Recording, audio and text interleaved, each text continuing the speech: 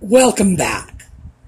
So, once again, I look like I've been caught in a wind tunnel because I have fans on. It's quieter than the air conditioning. And I've actually done sound tests to make sure of that. It got up to 95 here today, and 1st of June. So I have a feeling we are going to get a very interesting summer. Audie is around. He has been around. The food wars are still going on, and they will be for a while. Audie does not like the food I am feeding him, but even though he's protesting the food, he's still been in a very cuddly, affectionate mood because he wants the reassurance. He wants to know that, all right, yes, all right, and he's right here. He wants to know that I still love him, that I am not denying him food because I don't like him anymore.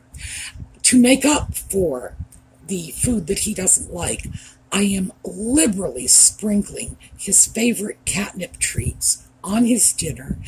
And what can I say? We are going to have to weather this storm, whatever it takes, because it's very clear that no matter how badly he wants to go back to the old food, it's just not sitting well on his stomach. So you're going to have to adjust, baby. And I should also comment on the brightness, or rather lack thereof, of this video. Because the temperature was so high today, I waited until fairly late at night to film the video. My apologies for that, but there was no way I was going to be able to do this at 3 in the afternoon. So, when we get back, we will get onto the subject at hand, which is legal issues from 2020. So.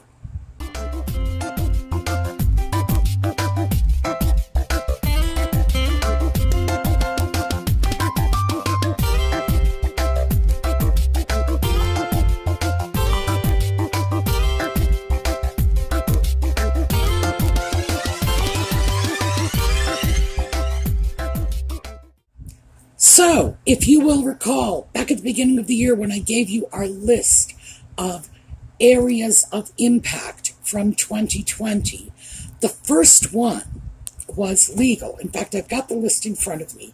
Legal, physical, financial, professional, social/family, emotional, mental, environmental. Legal was number 1. And as I explained at the time, the reason for that was that this particular list and the order in which it was compiled was compiled for substance abuse and alcohol abuse patients. Well, clients, I guess. Patients. I'm going to go with patients because it was a list compiled by therapists who were working with these people. So I thought it was an extremely good list. It was one that I acquired in grad school, and I've acquired a lot of lists like this. This one just happened to be the best. But as I said back in January, the reason legal was number 1 on the list is because most people who are drug and alcohol abusers ended up in treatment, in therapy, because they had already smashed head-on into the legal system. So their legal interaction was critical. It was the number 1 issue. And let's face it, if somebody is slapping a pair of handcuffs on your wrist, all your other problems just sort of take a back seat to that. So I totally understand it. But I kicked it aside because I didn't think it was necessarily relevant for our purposes. However, because it is on our list and because it could be relevant, I think we need to look at that. So, let me give you, again, a personal example of legal interaction in an unpleasant way coming from 2020. My property taxes are paid by my bank. I line up the checks and so on, and the bank pays it automatically every year at tax time. Now, when I get my new tax bill, I will go in and tweak the amounts or whatever, but 2020, they sent the check out, as they always did. The problem is my tax bill was due in like August or September, sometime in the late summer. And in the late summer of 2020, we were no longer on lockdown, but nothing had gone back to normal yet. Many businesses were still closed, and the township offices, because I pay my taxes to the township offices were semi-closed. Most people were telecommuting, and it wasn't going through a big office like the county courthouse. No, it's a little tiny township office where I think they have something like 4 full-time employees, and the tax assessor is not one of them. So my check sat in a drawer for 5 or 6 months, and at the end of the year, I got a notice that they were going to put a tax lien on my property. So I had to gather up all my information, go down to first the courthouse and then the building across the street, which is where they did the taxes. Again, semi-open. You had to knock on these gigantic front doors, like a courthouse. Knock on the door, and a sheriff would come, let you in one at a time. You would be held in a holding area until somebody could see you. It was still pretty much locked down there. And, of course, no one at the township office was available to answer questions because they were telecommuting or home. Who knows? It was 2020. Everything was shutting down, and in general, there were no explanations for any of it. In the end, I did get my tax bill paid. I was very angry because I had to pay, I think it was like an interest fee. It cost me $120 more than it should have because of whatever fees they were assessing. I was angry about that. On the other hand, you can't fight City Hall. I did not have a choice. I ended up having to deal with it. So that was my weird legal situation in 2020. And keep in mind, I have minimal interface with the court system, the legal system. So if I ended up in a situation like this, I realized a lot of people could have ended up interfacing with legal systems in ways we never could have predicted. No one would expect that their tax payment would sit in the bottom of somebody's drawer for 5 months, that no one would be in the office, no one would look through the checks accumulating in the bottom of a drawer. It was just not what one expects of the 21st century. So, as I say, that led me to conclude that, yes, maybe I actually did dismiss legal faster than I should have. So, what I want to talk about today is if you have legal issues, what you need to do. So, first thing, you can get legal help from your county or state bar referral service. Now, this is in the United States. I have to be specific about that because I don't know the systems available overseas. Bar referral service or lawyer referral service. You can usually find it listed straight up as bar referral or lawyer referral in a phone book on the internet. But if you can't, call your local bar association and they have the number. And what they will do is find a lawyer for you in your area of interest. So in my case, I would have been looking for someone who dealt with tax law or maybe property law. They would have found me someone in that specialized area, or again, in my case, small town America. They might have just found me a general practice attorney. I would have paid a minimal fee to the Lawyer Referral Association. The last time I checked on the fees was a while ago, and it was $30. I would imagine it's probably about $50 today, just the way things are going up. But it's basically a minimal fee that will get you a consultation with a lawyer. That would be anyone's starting point, because that lawyer can tell you if you qualify for legal aid, if whatever you are doing, whatever legal issue you are bringing to their attention, if it's even worth challenging. In my case, yeah, pay the $2. Like I said, it was over $100 extra I ended up paying. But if I were to fight that out, it would have cost me a lot more than that in attorney's fees, which is why I say you can't fight City Hall. Just give them their $100 and, And after that, by the way, I tracked my tax payments very carefully. And I know to do that from now on. I'm not taking anything for granted anymore. So, cheap life lesson for $100, I guess that's the best way to look at it. In my case, it would not have been worthwhile to pursue it.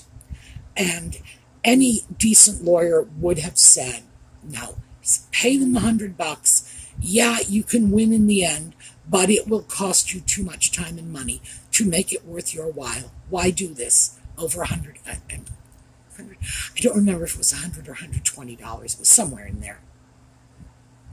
Would that have been worth my time, my effort, the stress it would have brought into my life?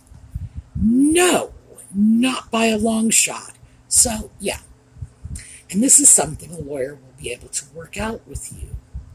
Now, before you go to see the lawyer, and this is something most people are confused about this. Lawyers deal in facts, and we think, but what about my emotional distress? Yeah, emotional distress, you can get compensation in some situations for emotional distress. I'm not dismissing that. By the way, I am not an attorney. This is not legal advice. This is social service advice. Yes, but that's not what the lawyer needs to hear. Lawyers need facts, figures, and dates.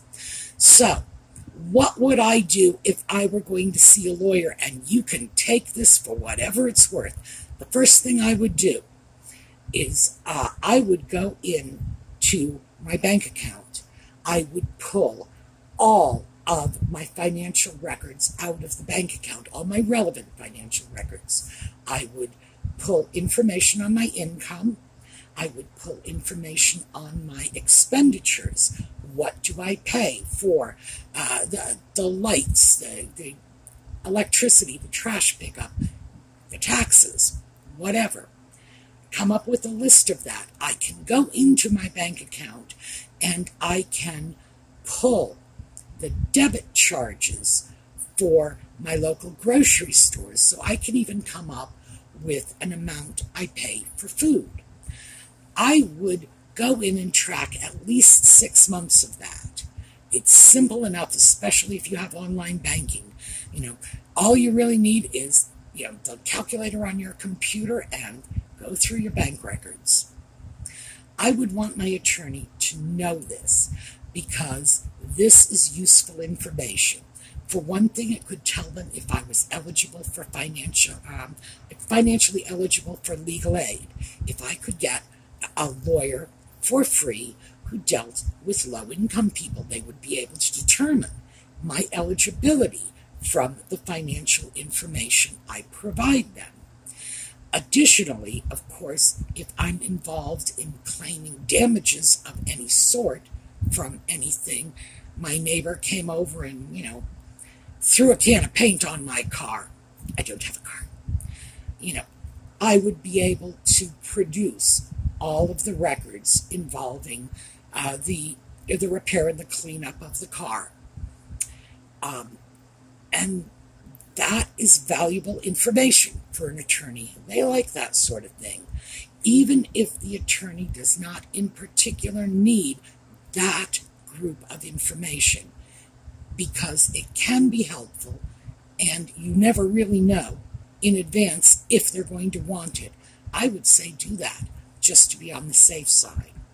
The next thing you do is you sit down with your computer or your iPad or your phone or an old-fashioned pencil and piece of paper and write down the relevant details of your issue. And at that point, you are going to want to, either use your backspace or delete button or the eraser on your pencil to take out anything extraneous. So let's say my neighbor did throw paint on my car. I might want to start by saying I've always had a sort of twitchy relationship with the neighbor. We get along on and off, no big deal. I would keep that to a minimum, and then I would talk about the incident.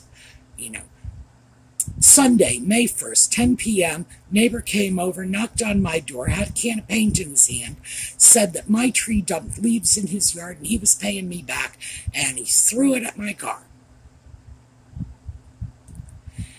I would not get involved in, and I was emotionally distraught, and the neighbor intimidated me when he came to the door. I would just keep it to bare bones.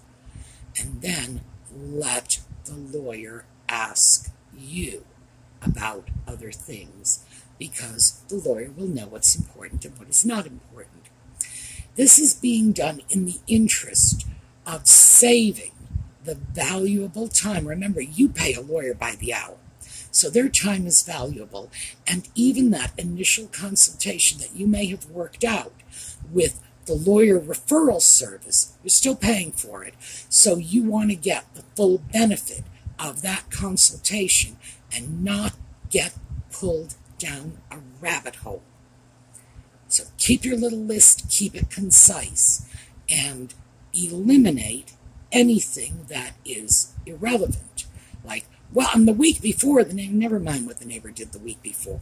Unless you can establish a pattern of behavior, unless he threw a can of paint on the side of your house, the fact that a week before the neighbor might have driven by and not waved to you when you waved to him is irrelevant.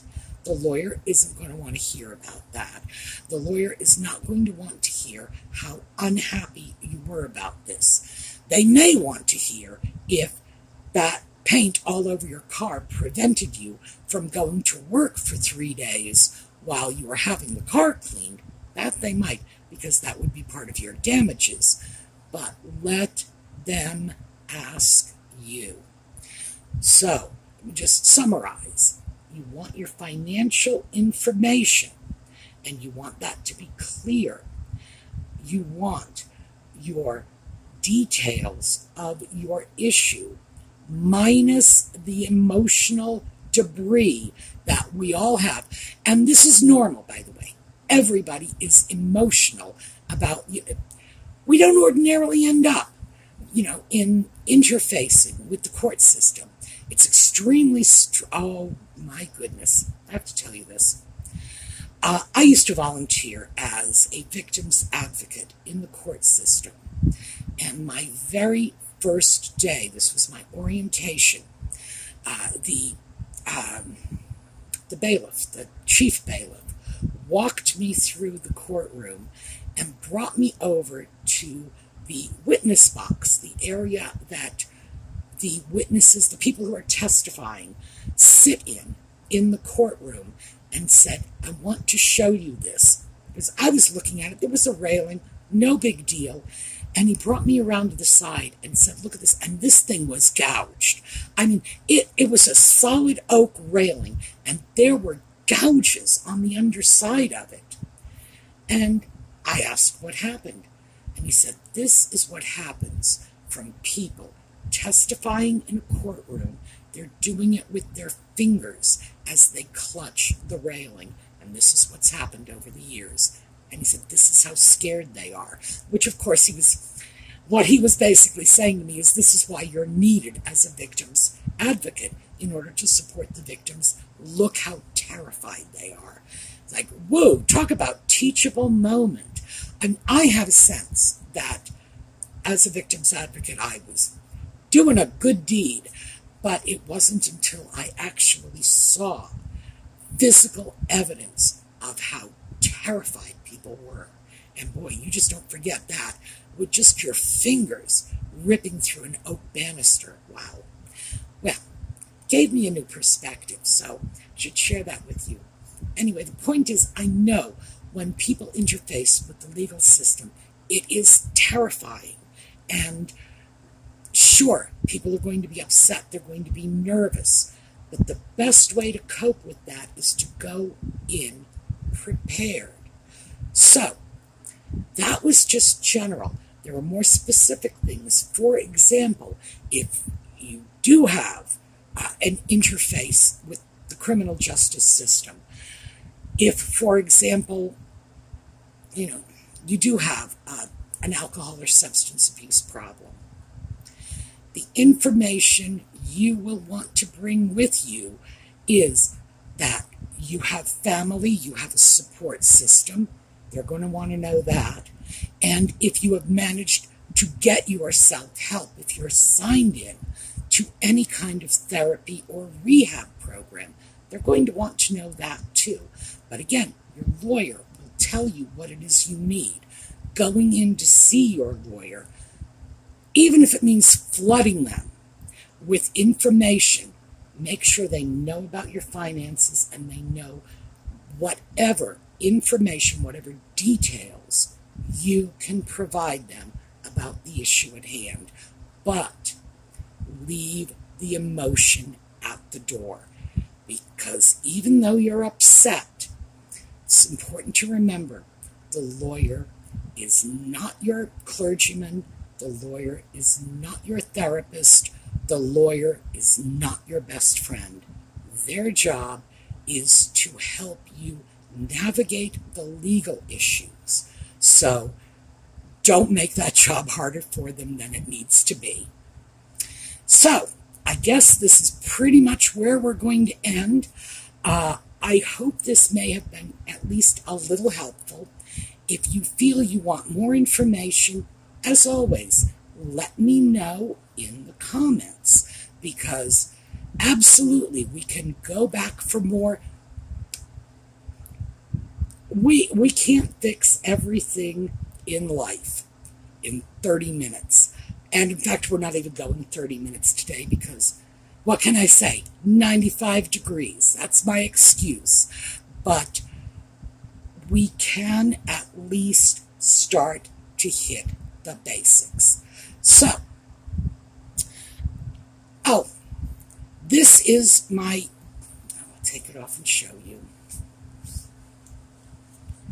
This is my QE2 scarf. I've shown you this before. There we go. The corgis. Oh, wait. Let me turn around to this side. I'm sure this is going to be upside down. The crown. We've got all of the Queen stuff on this. So, I do love this scarf. And the scarf came to me from one of our very precious viewers. So, thank you. Now, we're going to take a look at a slideshow on the way out.